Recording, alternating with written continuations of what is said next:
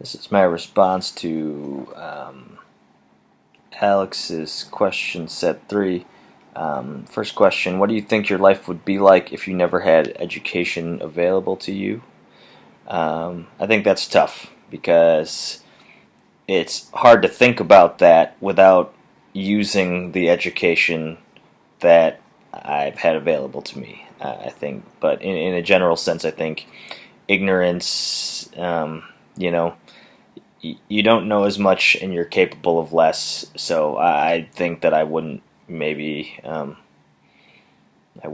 be in college. I think that I would probably be doing some menial labor job that required no skills, and might be physically taxing.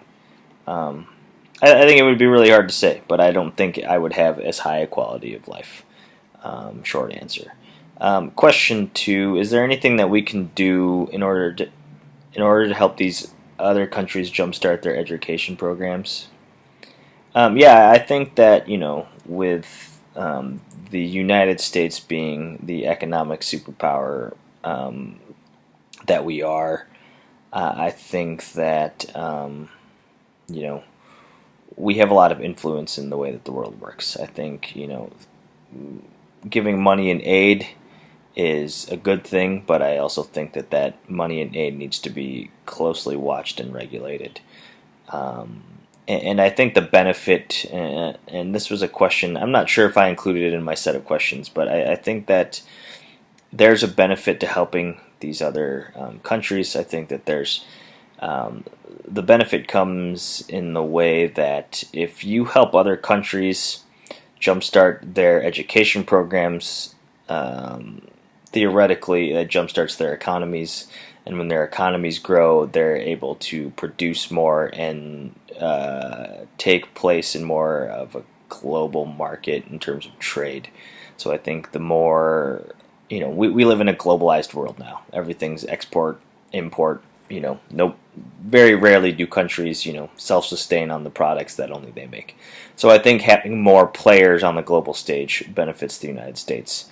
Now, how much we do, that's a whole different debate.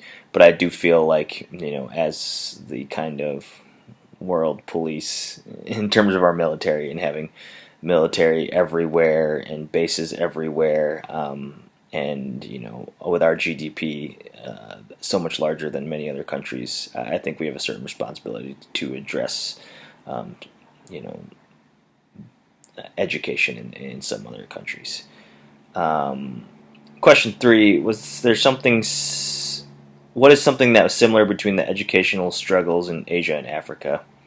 I think the struggles were kind of illustrated, and in the way that there's a culture that devalues females even from a young age. But I think um, you know this question's also like, if they were both facing health issues, poverty issues, and in some cases hunger issues. But I think, yeah, I think the culture is the main similar thing. Although I'm going to use this opportunity to go off on a tangent that it was almost too similar, and therefore I feel that the subject of education in Asia wasn't really touched on. To me, this was sort of a poverty and uh, patriarchal culture in education. I think that we kind of missed an opportunity here to actually kind of see some of the practices of education in Asia. I know that in our previous units, we've kind of looked at the bilingual issues in South America. We looked at the non-competitiveness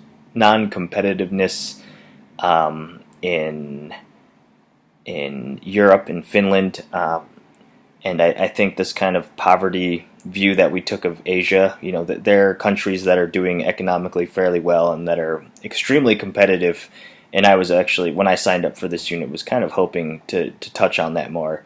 and I feel like rather than looking at what we saw in Asia, we got more of a sense of education in poor developing third world countries. So I think that's what's similar is the educational struggles that are similar are just because of poverty and an anti-feminist culture. So